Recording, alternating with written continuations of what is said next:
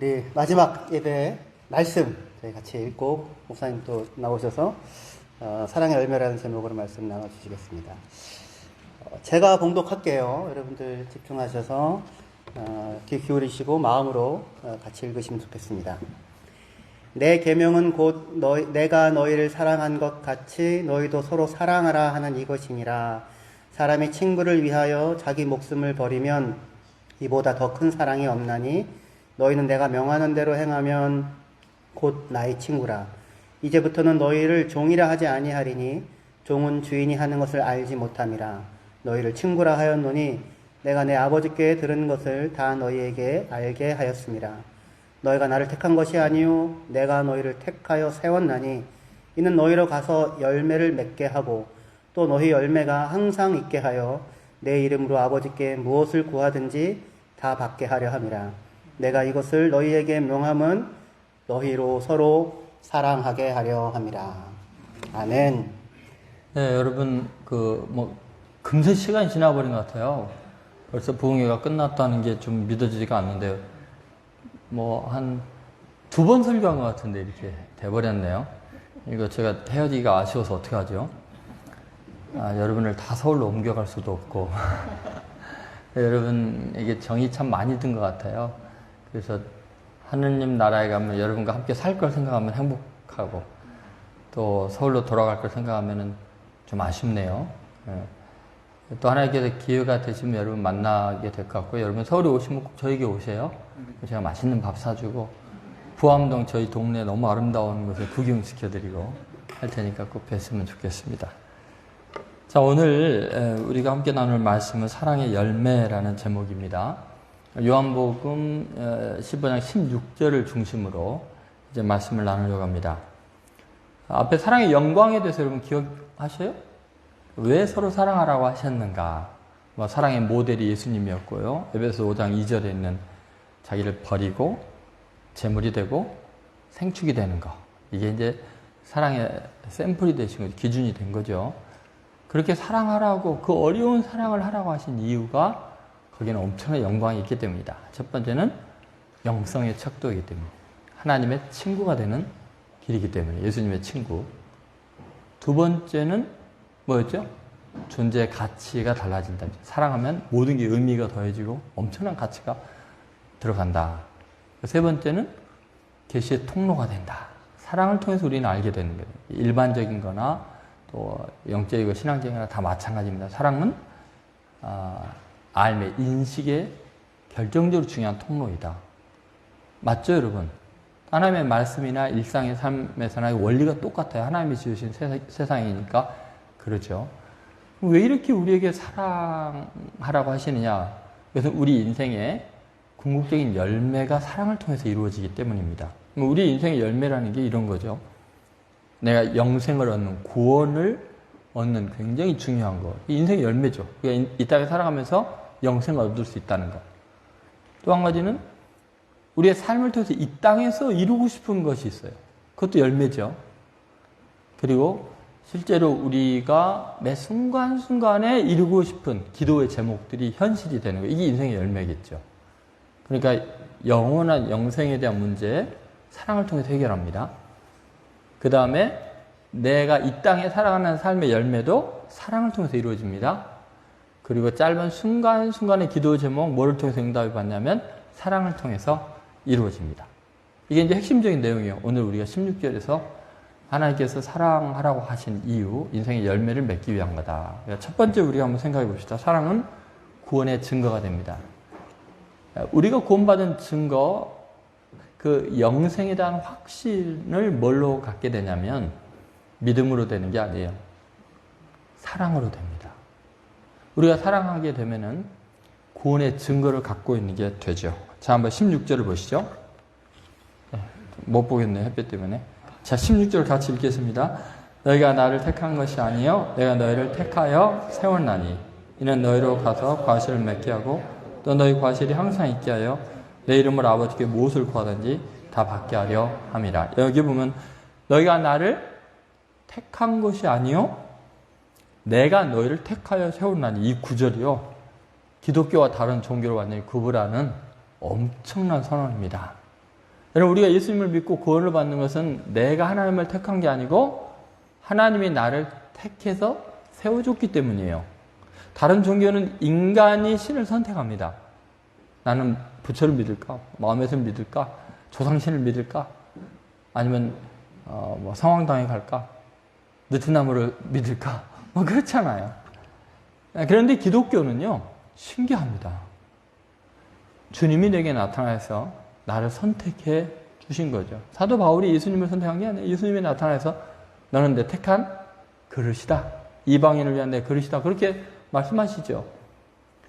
오늘 이 본문에 놀라운 이야기는 뭐냐면 너희가 서로 사랑하면 이제부터는 너희가 나를 택한 것이 아니라 내가 너희를 택하여 세웠다. 이게 무슨 말이에요?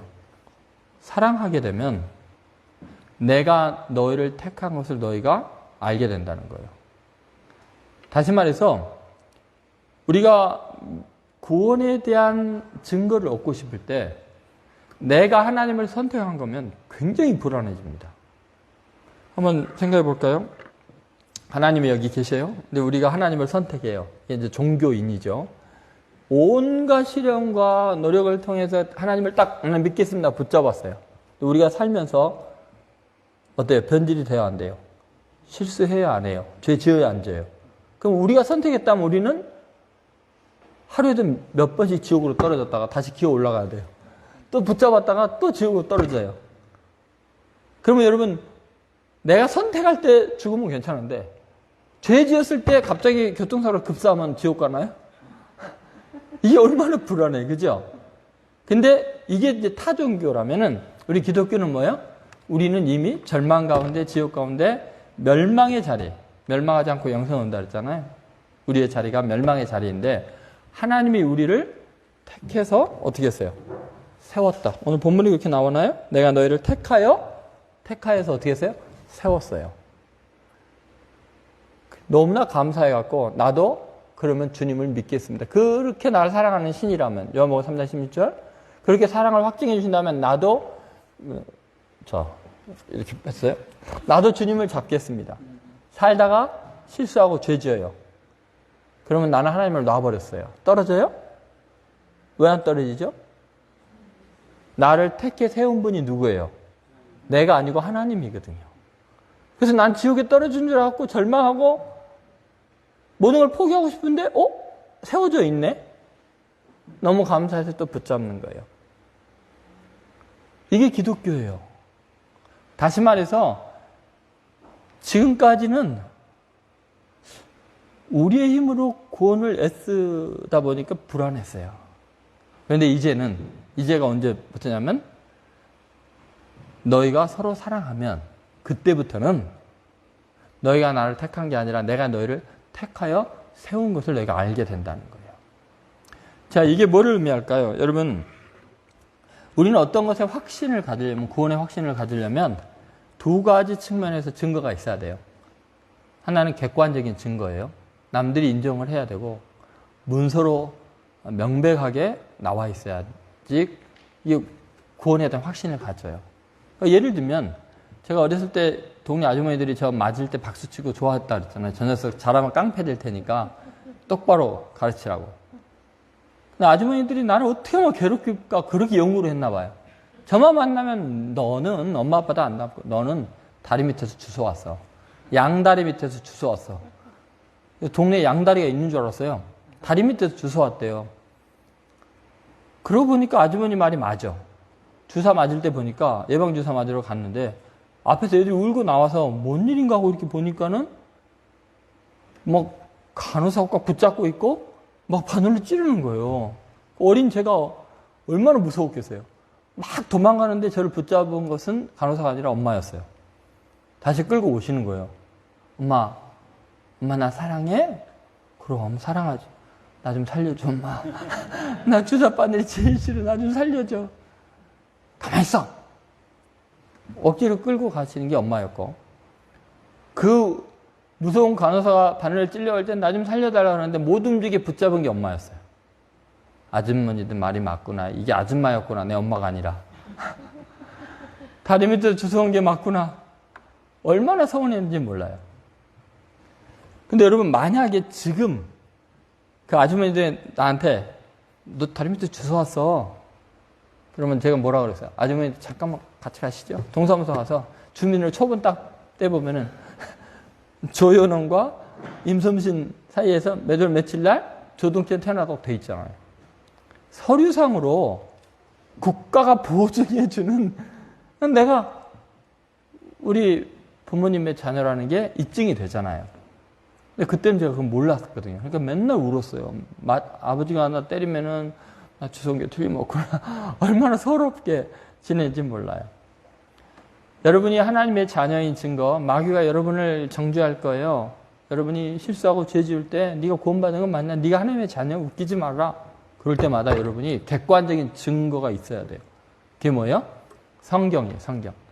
요한복음 3장 16절 하나님이 세상을 이처럼 사랑하사 독생자를 주셨으니 그 다음 뭐예요? 이는 저를 믿는 자마다 멸망하지 않고 영생을 온다 그랬잖아요. 통역하시는 분 없으니까 마음 편하네. 빨리 말할 수 있어서. 자, 그 다음부터 요한복음 1장 12절에 뭐라 그랬어요? 영접하는 자, 곧 그 이름을 믿는 자들에게는 그 다음 뭐예요? 하나님의 뭐예요? 자녀가 되는 뭐를 줬어요? 권세, 엑수스야, 드나미스, 능력이 아니고 하나님의 자녀의 능력을 줬다는 게 아니고 권세를 줬다는 것은 정치적이고 법정적이고 사회적인 신분이 보장됐다는 거예요. 다시 말해서 우리가 예수님을 믿고 영접하면 하나님의 자녀가 되는 법적인 보장이 되어 있다는 게 요한복음 1장 12절이에요. 영접하는 자, 곧 그 이름을 믿는 자는 하나님의 자녀가 되는 권세를 줬다. 독일 시민의 권세를 줬다. 미국 시민의 권세를 줬다. 어마어마한 거죠. 우리는 하나님의 자녀가 되는 법적인 보장을 어떻게 받게 되냐? 믿음으로. 그러니까 여러분, 믿음은 구원의 조건이에요. 믿음은 사건이 돼요. 영접하는 자, 곧 그를 믿는 자들의 하나님의 자녀가 되는 권세를 주신 거지 우리가 쟁취하는 게 아니에요. 믿으면 사건화되는 거예요. 하나님이 세상을 이처럼 사랑하사 독생자를 주셨으니 이는 저를 뭐 하는 자마다? 믿는 자마다. 믿으면 뭐예요? 멸망하지 않고 영생을 얻게 하려 합니다. 믿으면 멸망하지 않고 영생을 얻는 사건이 일어나 버려요. 맞습니까? 객관적으로 일어난 사건을 문서로 보장해 주고 있어요. 그런데 문제는 뭐냐? 제가 그렇게 아주머니 데리고 가서 동사무소에서 호적 초본 떼어줬어요.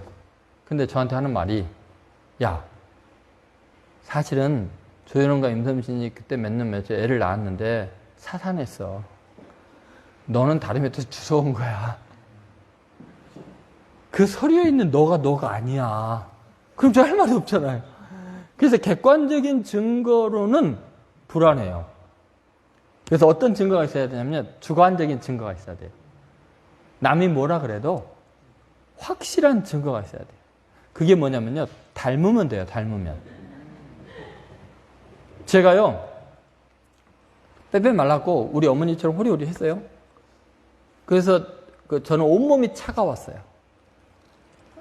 그랬는데 40살이 딱 되니까요. 제가 성도들과 악수를 하는데 자꾸 목사님 손이 되게 따뜻해요. 그래서 무슨 말이에요? 저는 원래 몸이 찬 사람인데 늘 차갑고 겨울에 차가운 물에 세수를 못해요. 너무 차가워서. 막 깨질 것 같아요. 손이. 다른 애들은 안 그렇대요. 그렇게 몸이 차가운 사람이었는데 40살이 되면서 체질이 바뀐지를 몰랐어요. 어느 날 보니까 악수를 한 사람마다 목사님 손이 왜 이렇게 따뜻해요? 그러는 거예요. 그리고 나서 내 몸을 보니까 온몸이 불덩어리인 거예요. 제 아버님이 별명이 난로였어요. 그 추운데 난방이 안 되는 데서 이 4남매가 서로 아버지 품속에 들어가려고 너무 따뜻하니까. 근데 제가 어느 날 그렇게 돼 있는 거예요. 가만히 보니까 그때부터 그 전까지는 이렇게 다른 데 걸어가는데 그때부터 제가 뒷짐을 지고 걷더라고요. 근데 아버님이 어렸을 때 보면은 걸어갈 때는 꼭 뒷짐을 지고 걸어가셔서 아버지 폼이 이상할까? 왜 손을 이렇게 안 드실까? 그러는데 어느새 제가 이러고 가고 있더라고요. 너무 신기해요. 너무 신기해요. 제 딸아이가 또 이렇게 걷더라고요. 무슨 말이냐면 여러분, 우리가 주관적으로 확신을 갖는 게 뭐냐면 닮아버리는 거예요. 그러면요, 꼼짝 못해요. 호적이 있는 그 사람이 나인 것이 입증이 되는 거죠. 여러분, 우리가 하나님의 자녀인 걸 어떻게 아느냐면 하나님 닮는 거예요. 하나님의 속성을 닮는 거예요. 그게 뭐죠? 아까 하나님은 뭐라 그랬어요? 사랑이라 그랬잖아요. 그래서 우리들이 하나님처럼 사랑 많은 사람이 되면 마귀가 꼼짝 못하는 거예요. 하나님 닮아서 어때? 우리도 그렇죠. 예를 들어서 이것을 이제 사랑을 주관적인 증거, 믿음을 객관적인 증거. 믿음은 구원의 조건이에요. 믿지 않으면 구원을 못 받아요. 믿음을 통해서만 구원을 받아요. 근데 믿음으로 구원을 확신할 수는 없어요. 구원의 확신은 사랑을 통해서 이루어져요. 그러니까 구원의 증거는 사랑이고 구원의 조건은 믿음이에요. 뒤집으면 안 돼요. 사랑으로 구원을 얻을 수 있다고 생각하면 큰 오산이에요. 사랑으로는 구원 못 받아요. 믿음으로만, 은혜로만 구원 받아요. 근데 사랑은 왜 중요하냐? 그 믿음이 진짜인지 가짜인지 보여주는 증거. 결과가 사랑이라는 거예요. 그러면요, 사랑이 없으면 믿음이 진짜인지 아닌지 확신을 못 해요. 그래서 사랑을 통해서 우리는 내가 하나님께 택함 받은 자인 것을 알 수 있는 거예요. 그래서 오늘 이 본문 16절이 12절과 17절 사이에 있는 거예요. 내가 너희를 사랑할 때 서로 사랑하라. 내가 너에게 이것을 이루는 것은 너희를 서로 사랑하게 하려 함이라. 그 사이에 너희가 내 행한 대로 말하는 대로 행하면 어떻게 해요? 너희가 나를 택한 것이 아니고 내가 너희를 택하여 세웠다고 하는 거죠. 그러니까 여러분, 우리는요, 잘 생각해 봐야 돼요. 믿음으로는 구원의 확신을 못 가져요. 왜 그런 줄 아세요? 귀신들도 믿고 떠느니라. 귀신 믿음이 우리보다 훨씬 좋아요. 맞습니까? 베드로가 주는 그리스도 살아계신 하나님의 아들이십니다 고백하기 훨씬 이전에 예수님이 활동한 초기에 벌써 귀신이 달려와서 꿇어 엎드려 절하면서 살아계신 하나님의 아들 예수요. 벌써 신앙 고백해버렸어요. 믿음을 보여줬어요. 귀신만큼 믿음 좋은 건 없어요. 그죠? 그렇기 때문에 우리가 구원의 확신을 갖는 것은 사랑이에요. 믿음으로 구원을 얻고 그 믿음이 진짜인지 아닌지 확인하는 방법은 사랑밖에 없다는 거예요. 그래서 오늘 주님이 이런 말씀을 하시는 거죠. 그러니까 여러분, 사랑이 이렇게 중요해요. 이것을 제가 이제 성경적으로 입증을 할 테니까 한번 잘 들어보세요. 믿음의 역할. 아까 요한복음 3장 16절, 요한복음 1장 12절, 그 다음에 요한복음 5장 24절에 믿음이 사망에서 생명으로 옮겼다는 이야기가 나와요. 자, 한번 읽어보시죠. 자, 같이 읽겠습니다. 내가 진실로 너에게 이르노니 내 말을 듣고 나 보내신 자를 뭐하는 자는? 믿는 자는 그 다음 뭐랬어요? 영생을 얻었고 사건이 돼버렸죠. 그 다음 뭐예요? 심판에 이르지 않으니 그 다음 뭐예요? 사망에서 생명으로 어때요? 옮겼느니라. 사건화 돼버렸어요. 그죠? 객관적인 팩트가 돼버린 거예요. 사건이 되는 게 믿음으로. 그죠? 누구니 내 말을 듣고 나 보내신 자를 뭐하는 자는? 사랑하는 자가 아니라 뭐하는 자는? 믿는 자는 사망의 생명으로 옮겼느니라. 끝나버려요. 그러면 여러분, 요한 1서 3장 14절에 보면 똑같은 구도로 사망에서 생명으로 옮긴 사건이 있어요. 근데 여기는 사건을 이야기하는 게 아니라 인식을 이야기해요. 자, 한번 같이 읽어봅시다.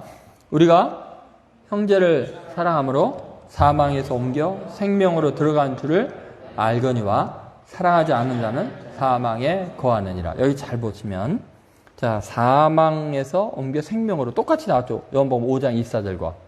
그런데 아까 5장 24절 믿으면은 뭐요? 사망의 생명을 옮겼느니라 하고 사건화 돼버리지만, 사랑함으로, 여기는 뭐라? 우리가 형제를 믿음으로가 아니라 형제를 뭐함으로? 사랑할 때는 어떤 거예요? 사망에서 생명으로 옮겨진 줄을 뭐 하는 거예요? 안다는 거예요. 그죠? 인식론의 문제예요. 그러니까 여러분, 우리가 구원받은 걸 알고 모르고는 믿음으로 아는 게 아니라 사랑으로 아는 거예요. 우리가 형제를 사랑함으로 내가 사망에서 옮겨 생명에 들어간 줄 아는 거예요. 이해가 되십니까? 아직도 모르겠어요. 이 정도 자세한데? 그러니까 여러분, 우리가 왜 믿음이 흔들리고 내가 구원받은 게 헷갈리냐면 미워하기 때문이에요. 사랑을 포기하기 때문이에요. 막 누구를 증오하고 미워하는데 구원의 확신을 갖는 건 이상한 거예요. 제정신이 아닌 거예요. 여러분, 우리가요, 믿음으로 구원이 일어나지만 그 믿음이 가짜인지 진짜인지 시금석은 사랑이에요. 사랑이 없으면 그 믿음이 다 귀신 믿음이에요. 귀신. 귀신이 믿고 떠니까. 그래서 여러분, 야고보서 믿음을 강조해, 사랑을 강조해요. 행위를 강조해, 믿음을 강조해요. 야고보서 행위를 강조해요. 사랑을 강조해요. 왜 그런 줄 아세요? 야고보서는 믿는 사람들에게 쓰여진 책이기 때문에 이미 믿는 사람들에게 믿음이 전제가 되어 있어요. 너가 믿노라고, 하나님을 믿노라고 보이는 형제를 사랑하지 않으면 어찌 하나님의 사랑이 너희 가운데 거하겠느냐. 귀신들도 믿고 떠느니라. 네 믿음 자랑하지 말아라. 그 믿음이 진짜 믿음인지 입증하는 방법은 사랑이다. 형제를 향해서 사랑하는 마음을 막으면 하나님이 네 속에 거하지 않는 거다. 네 믿음 귀신 믿음이다 이 말이에요. 그러니까 루터가 야고보서를 지푸라기 서신이라고 한 것은 큰 실수죠. 왜요? 야고보서는 믿음을 논하는 게 아니라 그 믿음이 진짜인지 아닌지를 알려면 사랑밖에 없다라는 사랑에 대한 이야기를 하고 있기 때문에 그런 거예요. 그러면 여러분, 주님께서 우리에게 서로 사랑하라고 하시는 이유는 명백해요. 너 인생의 영원한 열매, 영생의 열매를 정말 확실히 얻기를 원한다면 믿음과 함께 사랑을 보여야 된다. 사랑하면 영생에 대한 보장이 주어진다. 하나님께 내가 택함받아 세워졌다는 것을 너가 추호도 의심하지 않는 영원히 자유한 인생이 될 수 있다. 그런 거예요. 이해가 되십니까? 그래서 우리가 서로 사랑해야 돼요. 사랑하면 추호도 흔들리지 않아. 의심도 없어요. 어떠한 상황에도 내가 하나님께 택함받는다는 확신을 갖게 될 줄로 믿습니다. 두 번째는 사랑은 실제로 이제 영생에 대한 보장뿐만 아니라 이 땅에서의 인생의 열매도 사랑을 통해서 얻게 됩니다. 자, 한번 볼까요? 16절 다시 한번 읽어보겠습니다. 16절 같이 읽겠습니다. 너희가 나를 택한 것이 아니요 내가 너희를 택하여 세우나니 이는 너희로 가서 과실을 맺게 하고 더 풍성히 맺게 하여. 자, 여기 보니까 너희로 가서 뭐예요? 열매를 맺게 하고 더 풍성히 맺게 하려고. 뭐 하라고 하는 거예요? 그래서 그렇게 하려면 서로 사랑하라는. 서로 사랑하면 너희가 가서 열매를 맺게 되고 더 풍성히 맺게 된다. 사랑은 열매를 맺게 한다는 거죠. 여러분, 우리 짧은 인생 살면서 이 땅에서 뭐를 남길 것인가, 가장 가치 있게 하나님 앞에 가지고 갈 수 있는 게 뭐라고 생각하십니까? 여러분, 지금 무엇을 위해서 매일매일 일어나셔서 잠들 때까지 그 고생을 하면서 열심히 일하는 이유가 뭐예요? 돈을 얻기 위해서입니까? 여러분, 돈 많이 쌓아가지고 하나님께 한번 이제 올라가 보세요. 내 인생의 열매, 돈을 가져가 왔습니다. 하나님, 요새 전 세계적으로 경제가 엉망인데 얼마나 세상을 운영하기 힘드십니까? 그 많은 산천의 동물들, 바닷속의 물고기들, 그 사료값만 해도 엄청나실 텐데 제가 평생 돈을 어마어마하게 벌어왔습니다. 이거 보태서 쓰시면 도움이 많이 될 것입니다. 하나님 뭐라 그러실까요? 고맙다. 그렇지 않아요? 요새 아주 세계 경제가 어려워서 내가 힘든데 너가 큰 힘이 되는구나. 그러시겠어요? 네? 그 돈? 하나님께 무슨 도움이 되겠어요? 하나님 그럴 거 아니에요. 너 돌았냐? 그럴 거 아니에요. 하나님께는 돈이 도움이 안 돼요. 남는 게 아무것도 없어요. 하나님 앞에. 나는 그렇게 많은 걸 쌓아가고 갔는데 하나님께는 nothing이에요. nothing. 그러면 돈이 그러시다면 공부를 열심히 하고 논문을 엄청나게 써갖고 정보 지식을 가대하고 하나님께 가보세요. 하나님, 제가 평생 동안 이렇게 많은 연구를 했습니다. 세상에 지금 해결이 안 된 문제가 너무 많으시죠. 이 논문 읽어보시면 도움이 될 겁니다. 하나님께서 고맙다. 그렇지 않아도 골치가 아파 죽겠는데 너 논문이 참 도움이 되겠다. 그러시겠어요? 야, 가브리엘 천사, 이거 천국 화장실 에 갖다 놔라. 뭔 소용이 있겠어요, 여러분? 여러분, 하나님에게 가치 있고 의미 있고 영혼까지 가져갈 수 있는 것이 이 땅에 여러분 인생의 열매 중에 뭐일까요? 너희로 가서 열매를 맺게 하고 더 풍성히 맺게 하는 하나님 보시기의 열매는 뭘까요?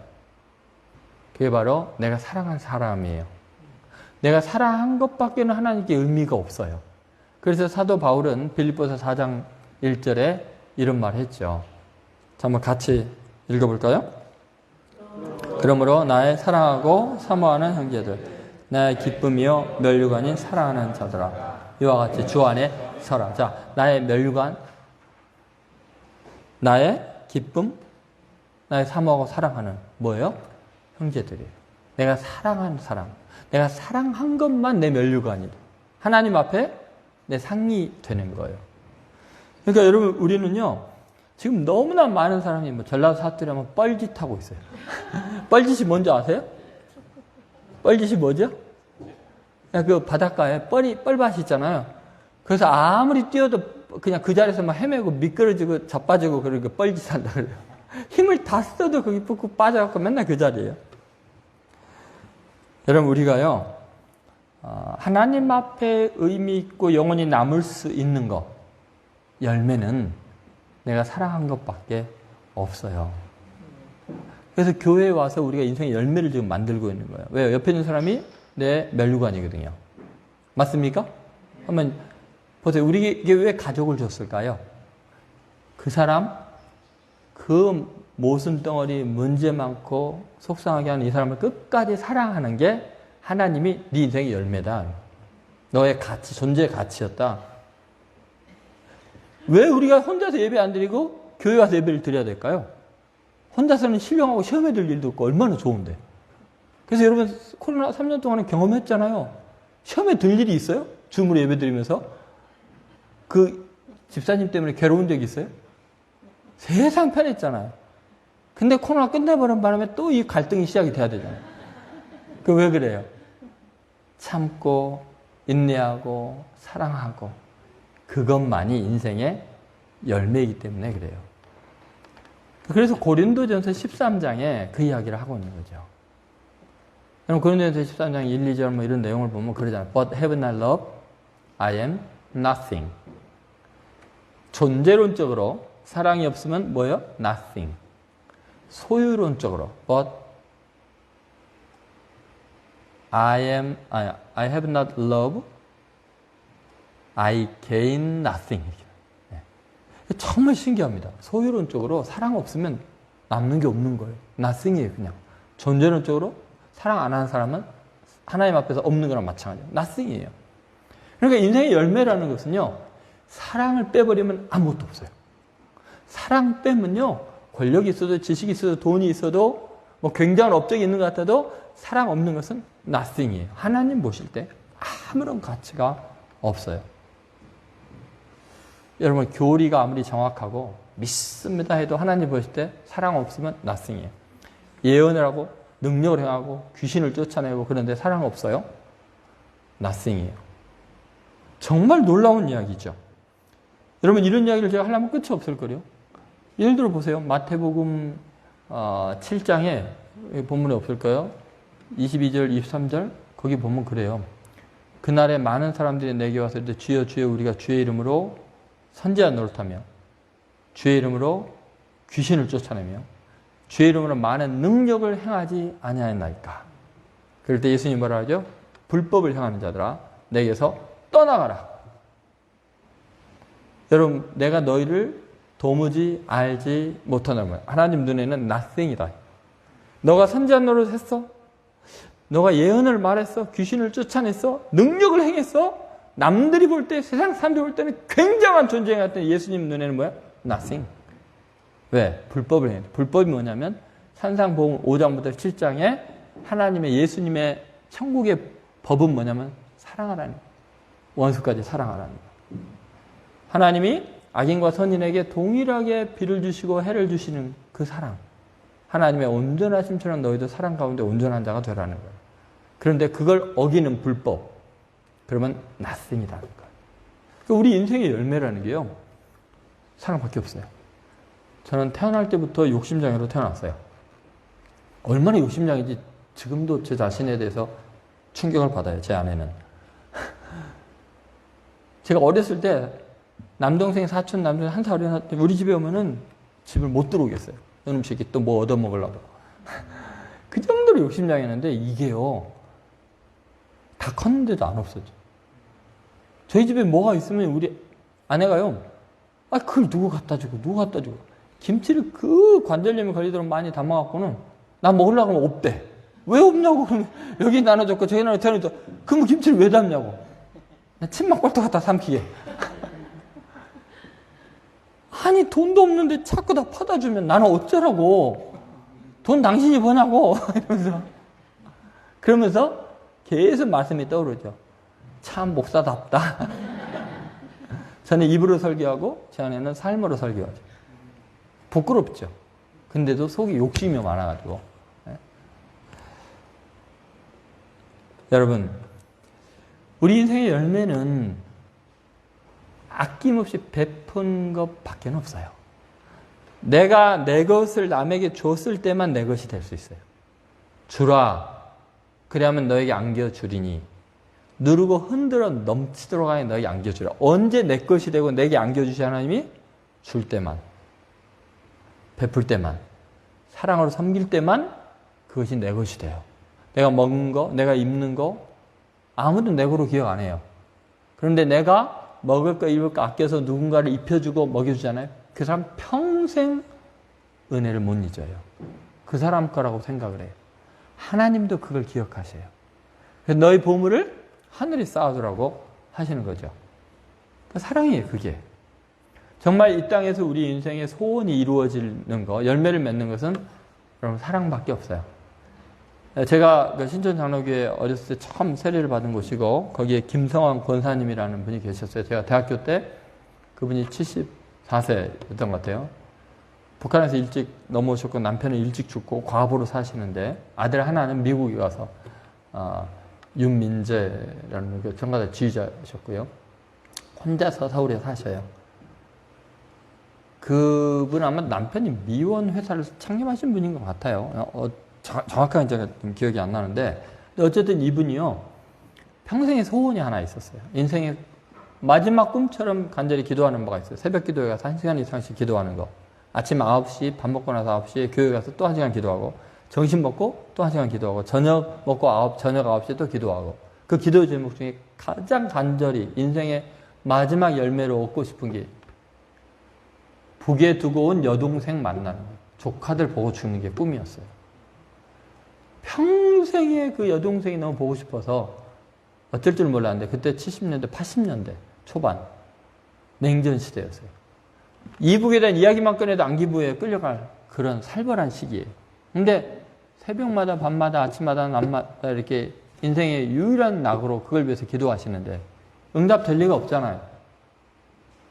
어느 날 권사님이 저는 이제 어머님이 돌아가시고 나서 권사님이 내가 어디 멀리 좀 갔다 올 테니까 너가 집 좀 지키고 있어라. 대추나무가 시들시들하면 막걸리를 좀 부어주라고. 정말 막걸리 부었더니 살아나더라고요. 물고기 밥은 얼만큼 주고 구피와 새끼를 하면 어떻게 분리해 놓고 방은 며칠 한 번씩 닦고 이렇게 저한테 제 친손자처럼 큰 손자랑 저랑 나이 같았어요. 그렇게 사랑을 해주셨는데 그분이 며칠 갔다 오겠다 하니까 제가 이제 뭐 학교 가는 길에 그 권사님 댁이 있었어요. 그럼 몇 달이 지난 다음에 권사님 오셨어요. 이리 와보라고. 권사님 잘 다녀오셨어요? 했더니 잘 갔다 왔다. 그러면서 저한테 보여주는데 김일성 배지를 보여주는 거예요. 그 냉전 시대에 제가 막 놀래갖고 소리를 지를 뻔했어요. 조용히 하라고. 그리고 사진을 보여주는 조카들, 여동생과 같이 찍은 사진. 다 김일성 배지를 하고 있고. 권사님 북한에 갔다 오셨으니까 조용히 하라고. 나 이 나이에 안기부 끌려가면 나 죽는다. 어떻게 되신 거냐고. 하나님께서 내 인생에 소원을 들어주셨어. 열매를 맺게 해주셨죠. 불가능한 일이 이루어진 거예요. 어떻게 해요? 그랬더니 권사님 이야기를 들어보니까 이래요. 권사님이 홀로 넘어와서 사시면서 그 불쌍한 사람들을 늘 도우신 거예요. 그러니까 제가 그 권사님 심부름을 다 했거든요. 예를 들면 뭐 신문파리 아이들, 그 다음에 청소부 아저씨들, 소방관 아저씨들, 또 가난한 사람들, 또 교회에서 정말 어려운 사람들에게 명절 때마다 시때때로 고기 선물 들어오고 이러면 그걸 다 저한테 포장을 해서 누구네 집에 갖다 주라. 그러면 뭐 연탄 공장 옆에 시커먼 집에서 그 귀신 같은 여자가 이렇게 나오는 게 비틀비틀하면서 뭐죠, 이게 막 갑자기 발작을 하고 막 이런 여자인데, 애들이 6명이 바글바글 나오는 거예요. 생긴 대로 나온 거예요. 애들이 다 새카매가지고, 무슨 거짓돼가지고 달라들었고, 내 손에 들고 왔던 게 언제 없어졌는지 모르게 다 가져가 버릴 정도. 그 아주머니가 눈물을 흘리면서, 권사님이 보내셨죠. 제가 권사님 때문에 살아요. 그러면서 뒤돌아서 이렇게 비틀비틀 하면서 들어가는 거예요. 수많은 사람을 도와줬어요. 북한에서 넘어온 고아 2명을 권사님이 아들처럼 생각하고 학비 대주고 어려운 사람 도와줬어요. 근데 그 중에 2명이, 한 명은 이제 코니 아일랜드 고려인삼 사장인가? 그렇게 돼가지고 이승규 장로님이에요. 소망교회 장로가 되셨어요. 아주 영향력 있는 분이죠. 지금은 고아원을 대전인가에서 크게 운영하시는 분이시고요. 동생이. 그 형은 이승만 목사님이 되셨어요. 미국으로 유학을 가셔갖고 유니온 신학교를 수석으로 입학하고 수석으로 졸업한 수재예요. 이분이 미국 개신교 연합회 총회장이 됐어요. 그러니까 그냥 한 교파의 장로교회 침례교 회장이 아니라 모든 개신교를 총연합한 총회장이 됐어요. 뭐 어떨까요? 북한에서 난리가 났어요. 김일성이가 기근 때문에 막 굶어 죽어가고 난리일 때 미국 개신교 연합회 총회장이 북한 출신이 된 거예요. 목사님이 된 거예요. 바로 김일성이가 연락해갖고 목사님 제발 우리 인민들 다 굶어 죽습니다. 제발 미국 교회에서 원조를 좀 해주십시오. 이승만 목사님이요. 전 세계적으로 운동을 해갖고 어마어마하게 많은 식량들을 북한으로 보낸 거예요. 김일성이 너무 고마웠고 이승만 목사님 미국 시민이니까 초청을 했어요. 그리고 진지하게 김일성이가 고마움을 표현하면서 목사님의 소원을 제가 할 수 있는 거 한 가지 들어드리겠습니다. 뭐든지 말씀하십시오. 뭐든지 말씀하십시오. 이렇게 많은 인민을 다 죽어가는 자리에서 살려주셨는데 제가 무슨 소원인지 못 들어주겠습니까? 이승만 목사님이요. 얼마나 하고 싶은 말이 많겠어요. 교회를 지어주십시오. 별 이야기를 다 할 수도 있는데 하나님께서 한 가지밖에 생각이 안 나게 하는 거예요. 네 믿음의 어머니 김상원 권사님의 소원 들어드려라. 이승만 목사님이요. 하나님 지금 얼마나 중요한 자리인데요. 그보다 더 큰 걸 구해야 되지 않을까요? 아무것도 안 떠오릅니다. 네 믿음의 어머니 매일매일 기도 그거 응답시켜라. 그래서 결국은 김일성한테 그 한 가지를 부탁한 거예요. 우리 믿음의 어머니 여동생과 조카들 보게 해주세요. 김일성도 놀랬죠. 이 조로의 기회인데 겨우 구하는 소원이 그거밖에 없냐고. 근데 이게 가장 중요하다고 하나님이 하시네요. 누이 이름이랑 조카들 이름 적어오라고. 자기가 아우지 탕각까지 다 뒤져서 데려다 놓을 테니까. 대신 권사님이 남만에 있으니까 넘어올 수가 없잖아요. 목사님이 미국에 가셔서 초청을 하시라고. 그 미국에 데려다 놓으면 자기가 초청해서 만나게 해주겠다는 거. 그래가지고 김일성이 특별 조치로 미국에 가 계셨다가 수속을 다 밟아가지고 북한에 가서 여동생 만나고 돈 주고 김일성이가 특별히 생각하는 사람들은 완전히 족하고 완전히 삶이 달라져 버리고 그리고 만나고 오신 거예요. 여러분 보세요. 내 인생의 꿈, 내 인생의 열매가 하늘에서 갑자기 떨어지지 않아요. 내가 사랑한 사람을 통해서 내가 사랑한 사건을 통해서 하나님이 내 인생의 열매를 얻게 해주셔요. 우리는 그동안요. 왜 하나님 내 인생의 열매가 이렇게 없나요? 왜 내가 원하는 거 안 이루어지냐고 하면서 사실은 하나님이 여러분에게 인생의 열매를 맺게 하려고 수많은 기회들을 주셨는데 베풀지 않았잖아요. 사랑하지 않았잖아요. 하나님은 그 사랑을 통해서 여러분의 기도에 응답하고 그 사랑을 통해서 여러분의 자녀가 복받기를 원하고 여러분이 뿌린 그 사랑의 씨앗을 통해서 여러분의 인생의 열매를 주려고 다 준비해 놓으셨는데 욕심 때문에 이기심 때문에 게으름 때문에 사랑하지 않으니까 인생의 열매가 없는 거예요. 여러분 우리는 정말 인생의 의미 있는 가치를 만들려면 사랑밖에 없어요. 그래서 저도 요새 계속 노력을 하고 있어요. 아내가 시키는 대로 해야지.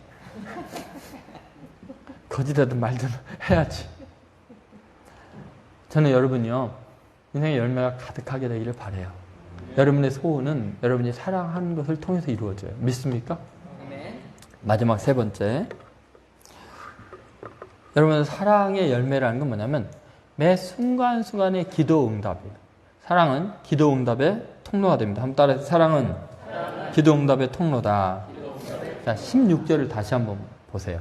기가 막힌 이야기가 나와 있어요. 자, 같이 읽겠습니다. 읽으세요. 저 눈이 안 보여요. 너희가? 아니요. 내가 너희를 택하여 세웠나니 이는 너희로 가서 열매를 맺게 하고 또 열매가 항상 있게 하여.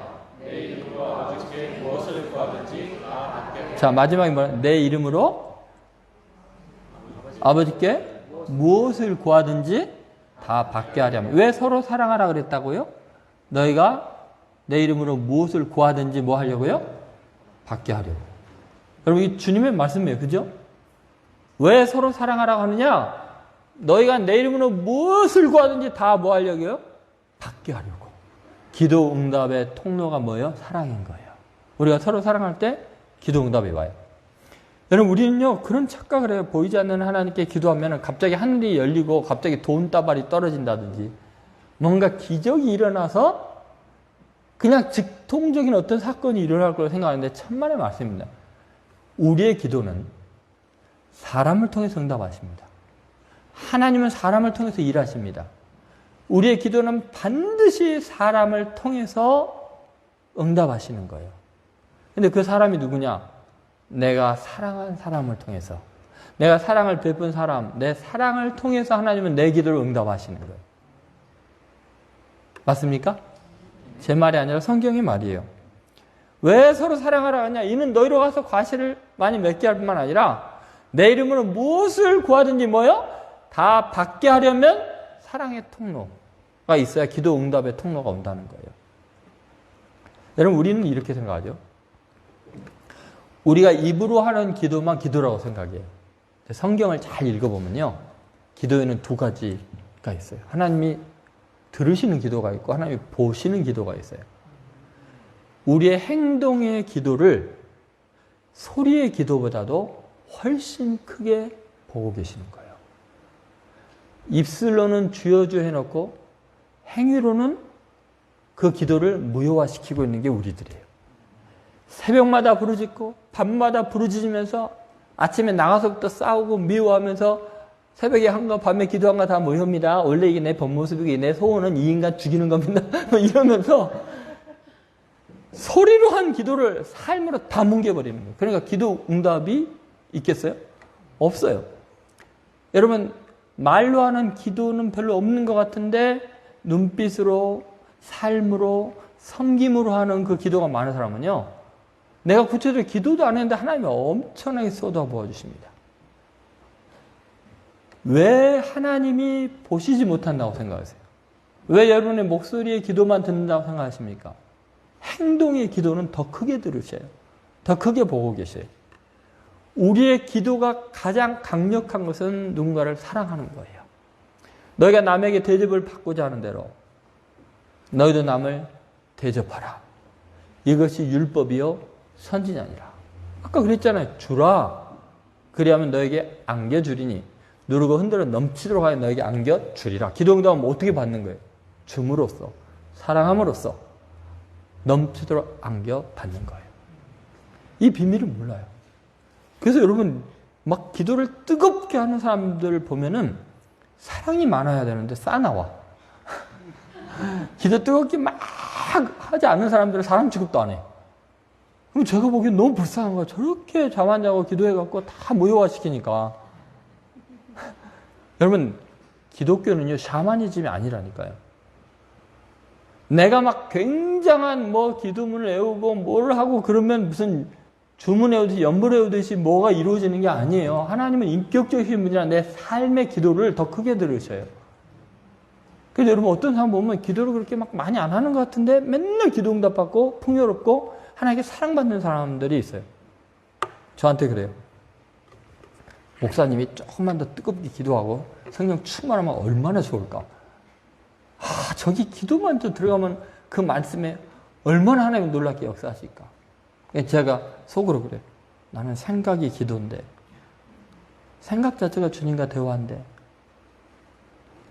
이웃을 주님처럼, 사건을 섭리처럼, 생활을 예배처럼, 내 삶 전체가, 내 행동이 기도가 되고 있는데, 여러분 우리는요 몇 시간 기도했느냐보다 얼마나 많이 사랑했느냐 대단히 중요해요. 여러분 우리가 하나님의 살아계시고 역사하시는 것, 기도 응답을 어떻게 볼 수 있는가 한번 생각해 봅시다.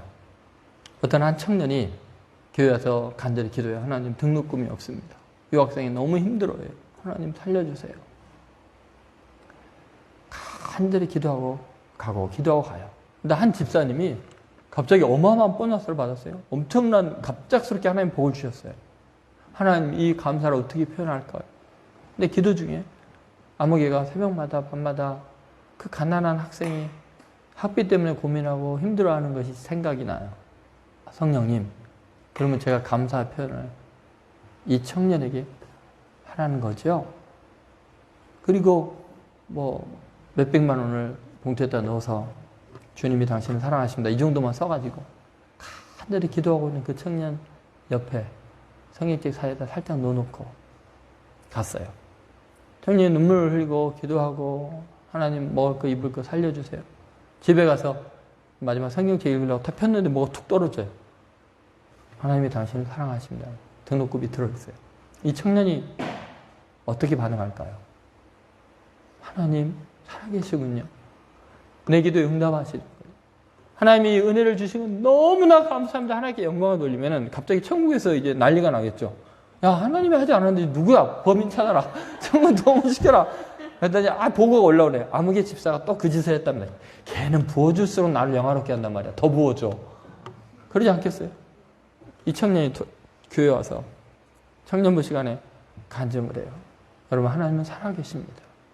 우리의 기도에 역사하시는 하나님입니다. 제가 이렇게 기도했는데 하나님이 이렇게 주셨습니다.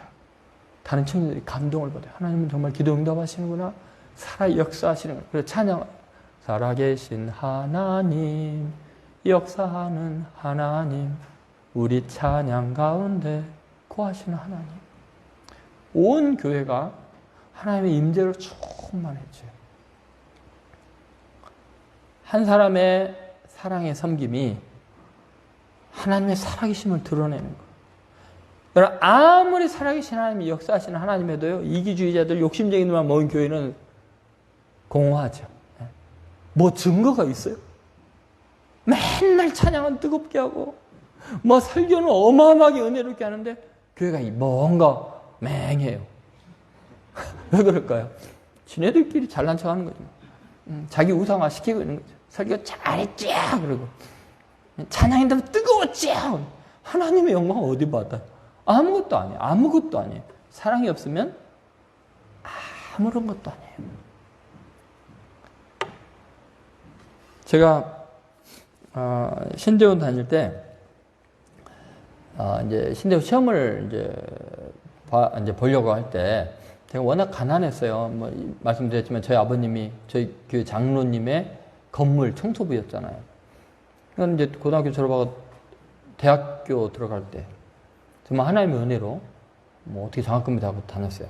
대학교 졸업하고 이제 대학원을 갈 때 정말 돈이 너무 없는 거예요. 하나님 저에게 정말 합격할 수 있는 은혜 허락하시고 전액 장학금으로 다니게 해주었어요. 근데 전액 장학금은 전교 1등 한 명밖에 없거든요. 입학시험에 합격한 1등. 근데 제가 전교 1등으로 들어갈 실력이 안 되잖아요. 간신히 합격이나 하겠지. 그런데 그 학기에 1학기 지나고 그 다음 2학기 때 신기하게 올해가 나왔어요. 근데 그때 아주 점수를 안 주는 유명한 2명의 교수님이 있었어요. 정장복 교수님이라는 설교학 교수. 그 다음에 또 이형기 교수님, 교회에서 교수님이 우리 길을 그렇게 미워했던 것 같아요. A를 거의 안 줬어요. 근데 이상하게 저만 올해가 나왔어요. 보니까 아마 이제 볼펜으로 B 하다가 똥이 잘못 들어갔고 A로 잘못 그러지 않았을까. 그래서 어쨌든 올해가 나왔어요. 제가 등록금이 없는데 대학교에서 이제 대학원으로 들어갈 때 지금 원로 목사님인 분이 이 조동천이, 이렇게 가난하니까 신천교회 장학부를 만들어서 신학대학원에 들어가는 우리 출신의 그 전도사는 전액장학금을 우리가 주자, 이걸 만들었어요. 그래가지고 제가 딱 합격을 하니까 교회에서 이제 장학금이 나오잖아요. 그래서 1학기에 들어갔는데 2학기 때 교회 회의가 벌어졌어요. 뭐냐면 다른 교회 제가 전도사로 갔거든요. 이문동 교회라는 데로. 다른 교회 전도사로 갔는데 우리 교회 출신한 이유로 신학대학원 3년 전액장학금을 줄 필요가 있냐. 그럼 그 교회에서 알아서 해야 되지 않냐. 그래갖고 잘랐어요. 그럼 저는 이제 돈이 없잖아요. 근데 제가 교회가 원망스럽거나 이러지 않고 한 학기 준 것도 너무 감사한데 하나님께서 아마 다른 길로 주시겠지. 나 졸업 안 시키면 하나님만 손해지 뭐. 배짱이에요, 배짱. 그 등록 못하면 그동안 읽고 싶은 책이나 실컷 읽고 영어 공부나 하지 뭐. 또 돈 모아가지고 나중에 생기면 그때 등록할 테니까. 내 인생 주님 거니까 알아서 하세요. 전혀 당황하지 않았어요. 그런데 신기하게 그 학기에 올해가 나오니까 장학금을 받을 수 있잖아요. 역시 하나님은 놀라우셔. 내 실력이 어떻게 올해가 나와. 우리 학년에서 하나예요. 그래서 장학 신청을 했어요. 장학생 명단이 나왔는데 제 이름이 없어요. 어떻게 된 거지? 그럼 큰일 났어요. 등록하는 기간이 지났어요. 추가 등록 기간만 남아있는데 내 이름이 장학생 명단을 늦게 해요. 조치를 취할 방법도 없어요. 그래서 내가 막 장학부에 뛰어가서 아니 제 성적이 이런데 제 명단이 없네요. 그랬더니 신청서를 안 냈나 보죠. 그래서 냈다니까요. 그럼 찾아보래요. 그리고 캐비넷을 가르치는데 캐비넷 안에 서류가 산더미 같이 있는데 그걸 다 찾아보라는 거예요. 그래서 어떻게 해요? 하루 종일 찾았어요. 왜냐하면 등록 못하게 되니까. 아무리 찾아도 없어요. 제가. 몇 번을 뒤적였어요. 제가. 그러면서 이렇게 일이 많으시구나. 이분들 정말 고생이 많다. 그런 생각이 들었어요. 그리고 찾았나 그래서 못 찾았는데 정말 고생이 많으시네요. 이렇게 많은 서류들 어떻게 그동안 처리하셨어요? 빠질 수 있죠. 뭐 아무 염려하지 마세요. 그리고 나는 이제 한 학기 쉬나 보다. 이제 좀 읽고 싶은 책이나 실컷 읽자. 그리고 이제 나왔는데 동생한테 전화가 왔대요. 이광선 교수님이라고 성교학 교수님, 유명한 교수님인데 그분 사무실로 들리라고 내일. 그래서 이제 그때는 휴대폰이고 삐삐 이런 게 없으니까 집으로 전화가 온 거예요. 그래서 다음날 갔더니 이광선 교수님이 아니 왜 등록을 못했냐고. 선교학 부전공으로 신청한 학생 중에서 올해 만든 사람이 한 명인데 왜 등록을 못했냐는 거예요. 그래서 사실은 이렇게 돼서 돈이 없어서 등록 못했습니다 했더니 그럼 걱정하지 말라고. 내가 영락교회에서 70% 장학금을 등록금의 10%를 구해줄 수 있으니까 30% 구할 수 있냐고. 30% 구할 수 있죠. 역시 하나님은 위대하시다.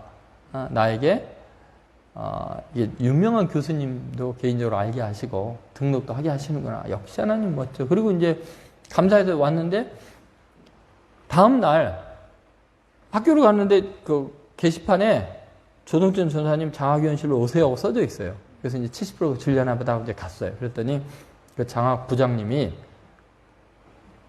이렇게 말씀하십니다. 전사님, 저희가 지금 3년 전액 장학금을 줄 그 대상을 찾고 있습니다. 갑자기 생겼습니다. 왜요? 그랬더니 영락교회 경로대학에서 이 할아버지 할머니들이 전부 다 재력가잖아요. 그래서 3년에 한 번씩 한 명의 전액 장학금을 주는데 이 할머니 할아버지들이 경력이 없으니까 지난주를 모르는 거예요. 이미 신청을 먼저 했어야 되는데 까먹고 넘어갔다가 등록 마감 거의 끝나는 직전에 추가 등록 끝날 쯤에 갑자기 생각이 나왔고 3년 지났네 하고서 연락을 한 거예요. 우리 한 명 빨리 뽑아주세요. 그러면 이제 장학부에서 회의가 벌어진 거예요. 누구를 추천할까? 100% 저였어요. 왜 그러냐면 누락된 사람이 나 혼자가 아니라 7명인가 8명이었어요.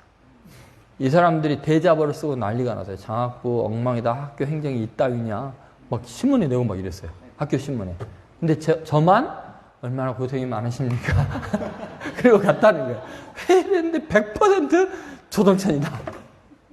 그냥 뭐 성경으로도 뭐 불법이 아니고. 그래서 저를 결정했다는 거예요. 그래서 제가 뭐라 하냐면 저 70% 이미 받기로 돼 있는데 했더니 그거 딴 사람 줄 테니까 저는 3년 전에 장학으로 받으래요. 그래서 제가요, 이래봬도 3년 전액 장학금, 성적과 상관없는 3년 전액. 1등으로 들어간 사람은요, 일정한 성적을 유지해야만 그게 나오거든요. 근데 저는요, 노인들이 잊어버리고 있기 때문에, 한 번 3년 장학금 줘야 돼, 장학금. 그리고 제가 신대원 장학금을 한 번도 등록 안 내고 다녔어요. 그래서 제가 나오면서 다리가 후들후들 떨리는 거예요. 하나님, 나를 얼마나 부려먹으시려고 이러나. 너무 하시는 거 아니나, 이거. 아니, 성적도 별로 안 좋은 나를 왜 이렇게 전액 장학금 받게 하시나. 하나님 역시 놀랍다고 나오는데, 전화가 왔어요. 미국에 이민 가셨던 김성환 권사님이 오랜만에 7년 만인가 나오신 거예요. 나와가지고 손을 잡고 웃으면서 어떻게 잘 지냈냐. 그동안 이제 편지 왔다 갔다 했는데, 편지 하려면 가면 뭐 한 달이 걸려요. 편지가 왔다 갔다 하니까. 그러면서 어떻게 잘 지냈냐고 하면서 성경책 사이에서 제가 보낸 편지 한 장을 꺼내 보여주시는 거예요. 그러면서 이거 기억나? 뭔데요? 그랬더니 제가 7가지 기도 제목을 적어놨더라고. 첫 번째, 하나님, 제가 장가갈 자신이 없으니까 죽게 아니면 저를 쫓아다니는 사람이 생기게 하옵소서. 단 제 마음에 들어야 함, 뭐 이렇게. 두 번째, 신대원에 합격하게 하시고 전액 장학금을 받게 해주십시오. 세 번째, 이렇게 7개를 적어놓은 거예요. 근데 권사님이 뭐라고 하시냐면은, 내가 단 하루도 빠지지 않고 새벽과 아침과 점심과 저녁에 7가지를 놓고 기도했는데 몇 가지 응답 됐어요? 그러는 거예요.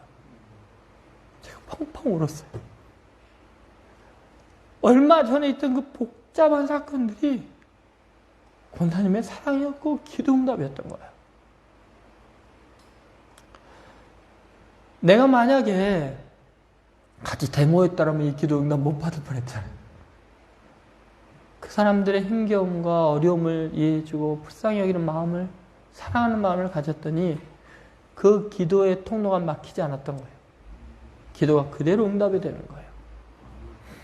여러분, 우리는요, 하나님께서 우리에게 복을 주고 싶고 기도 응답하고 싶어도 살면서 게으름 때문에, 이기심 때문에, 교만함 때문에 사랑의 통로를 다 막고 있는 거예요. 응답의 통로를 다 막히는 거예요. 제가 최근에 일어난 하나님께서 사랑을 통해서 기도 응답하시는, 아니 구하기 전에 있어야 할까 하신 하나님이 내가 차마 구하지 않은 것까지 주시는 놀라운 은혜를 작은 사랑의 실천을 통해서 그 통로를 통해서 보여준 이야기를 하면 여러분이 다 시험에 들고 자빠져 버릴 거예요. 하나님은 놀라우신 분이에요. 너희가 내 이름으로 무엇을 구하든지 다 받게 하려고 서로 사랑하라고 말씀하신 거예요. 저는 여러분들이 그동안 왜 이렇게 기도가 응답이 안 될까? 그렇게, 아니, 구하라고, 찾으라고, 두드리라고 했는데, 그 구하라, 찾으라, 두드리라는 구절이 산상보훈 안에 있는 거고, 산상보훈은 원수까지 사랑하고 너희 아버지가 온전하신 것처럼 악인과 선인에게 동일한 비를 주신처럼 서로 사랑하라고 했는데, 그 큰 사랑의 안에서 기도 응답을 생각하지 않은 거예요. 그냥 미신적으로, 샤머님적으로 기도하면 자동적으로 응답해 줘야 된다고 생각한 거죠. 하나님은 기도 응답의 통로를 명확하게 말씀하고 있잖아요. 내가 너희를 사랑한 것처럼 서로 사랑하라. 그럼 뭐요? 너희가 내 이름으로 아버지께 무엇을 구하든지 다 뭐라고 했어요? 받게 하려 함이라. 서로 사랑하자면 못 받게 하려 함이라나 마찬가지. 오늘부터 여러분 인생의 열매를 좀 맛보고 사시기 바래요. 첫 번째는 뭐예요? 사랑은 구원의 증거예요. 열매예요. 영원한 생명에 대한 보장이에요. 믿음은 구원의 조건이고요. 두 번째, 사랑은 내 인생에 이 땅에 살면서 내 멸류관을 만드는 거예요. 인생에 열매를 맺게 하는 거고, 하나님 앞에 의미 있는 nothing이 안 되려면 사랑하는 일밖에 남는 게 없어요. 돈을 많이 벌거나 돈을 적게 벌거나 높거나 낮거나 내 형편대로 사랑하면 그것만이 내 인생의 열매가 돼, 이 땅의 가치가 되는 거예요. 마지막 세 번째는 뭐예요? 기도 응답의 통로예요. 우리는 기도하고 응답의 통로는 다 자르면서 기도를 해요. 사랑하지 않고 미워하면서, 베풀지 않으면서 응답을 바래요. 하나님은 명확하게 성경의 이야기라고 했죠. 주라, 사랑하라. 그죠? 그러면 안겨주겠다고 말씀하시죠. 저는 오늘 이 진리의 말씀을 통해서 사랑의 열매가 가득한 여러분 되시기를 주의 이름으로 소원합니다. 아멘. 말씀 이제 마무리 한번 전체로 한번 정리를 해볼까요? 여러분, 매력적인 그리스도인 사랑의 증인이 되는 게 뭐였어요?